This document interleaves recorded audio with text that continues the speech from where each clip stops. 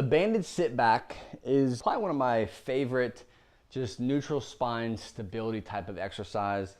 It really just kind of adds a little bit of chaos to a very neutral, hopefully a good position that you're trying to build off of. A big thing that I talk about in the article that's linked to this video is about the mindset and how you're thinking about how you're training your core.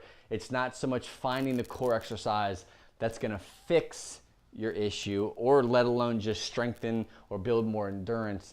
Again, you're playing around with your own personal threshold, but what you're thinking about is you want to find a good position, a healthy, pain-free, neutral spine, shoulder blades back and down, hips in a line, lumbar spine is good, and then add difficulty or tension to that good position, because this is the challenge of me being able to hold a good position. That is what core training should be looked at. It shouldn't be, this is a core exercise, do this for back pain. It's about getting into a good position and then adding the exercise to add difficulty to you maintaining that good position. That's how you build the good core strength to be able to stabilize and support your spine. You're basically just gonna practice a seated hip hinge with a band. So what I'm doing here is one of my early hip hinging practice tools is basically just sitting back like this. Because even when you're coming back like this, you have to adjust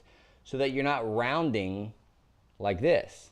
So there is always an adjustment that has to be made as you're coming back. Once you find that neutral spine, as you're coming back, you have to adjust to maintain that good neutral spine so you're not being sloppy and rounding like this. So once you can manage what this feels like, this is when the banded portion of this comes in.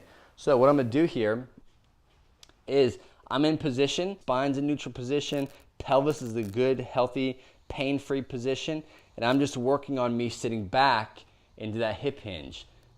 And this is the first variation of just doing this. As I'm coming down, this band's trying to pull me down this way. So I'm trying to create tension here and keep everything in a good position. So next portion, arm is out, coming up, and I'm sitting back. Up, back. That's the second variation. Third variation is just presses. So you can come up and out, press, and come down.